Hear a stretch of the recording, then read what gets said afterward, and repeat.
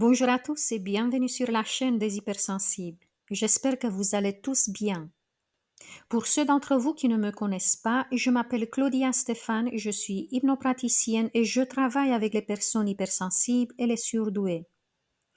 Très souvent rencontré dans mes séances d'hypnose individuelle, le syndrome du bon élève, vous avez peut-être déjà entendu parler, désigne un ensemble de comportements et de pensées développés par des personnes qui cherchent constamment à répondre aux attentes des autres, souvent au détriment de leur propre bien-être. Je suis sûre que parmi vous, il y a beaucoup de HS qui connaissent très bien ce phénomène.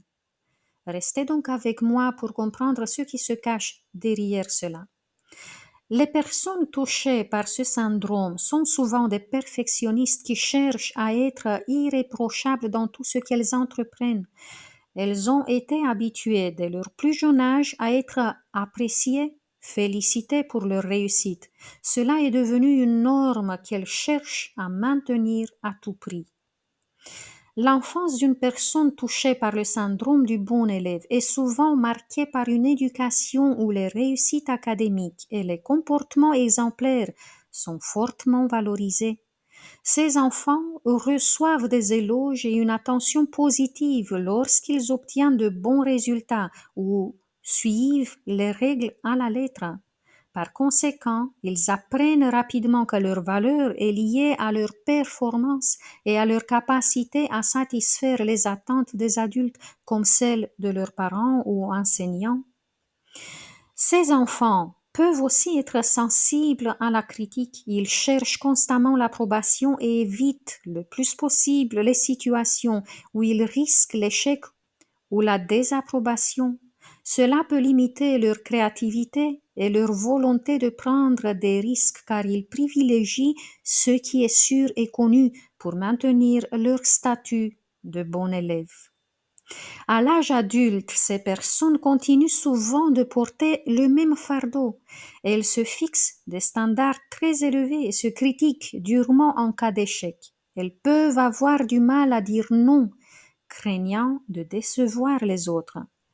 Cette quête incessante de validation extérieure peut mener à un épuisement professionnel, une anxiété chronique ou un sentiment d'insatisfaction personnelle malgré des réussites apparentes.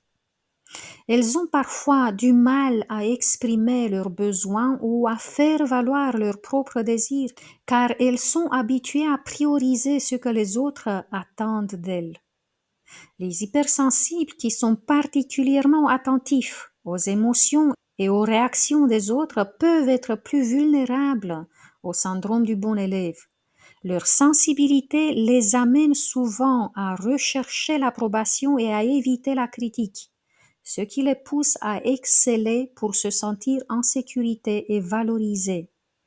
Le besoin de plaire et la peur du rejet peuvent les amener à s'investir profondément dans leurs performances, qu'elles soient scolaires ou professionnelles.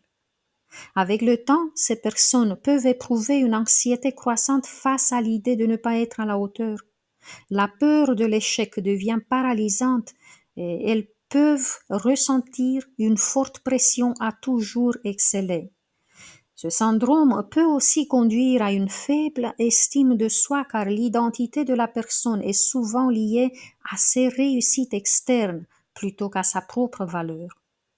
Le syndrome du bon élève peut limiter la capacité à prendre des risques ou à explorer de nouvelles voies car cette personne peut être trop préoccupée par l'idée de maintenir son image de perfection. Dans un plan énergétique, le perfectionniste risque de ne jamais aller explorer ses propres profondeurs. Il ignore son âme et ce qu'elle a à faire dans ce monde. Il ignore sa propre guidance intérieure car tout ce qui compte est de performer aux yeux des autres. Comme en arrière-plan, il y a toujours la peur de ne pas faire assez, de ne pas réussir à combler le monde. Il peut attirer des situations et des personnes qui lui paraissent froides, insensibles et cruelles. Le perfectionniste est souvent déçu par son entourage et souvent par sa propre famille aussi, et il se sent plutôt seul. Si mes mots ont un écho douloureux dans votre cœur, c'est que vous connaissez ce syndrome. Sachez que spécialement pour les hypersensibles perfectionnistes, il y a une séance qui se trouve sur ma boutique en ligne. Je vous laisserai le lien dans la barre d'infos. Elle s'appelle Êtes-vous trop exigeant envers vous-même? Débarrassez-vous du perfectionnisme. Si vous ressentez donc une forte pression à exceller, eh bien cela a été ancré en vous depuis l'enfance et ça continue à vous hanter car ça n'a pas encore été guéri.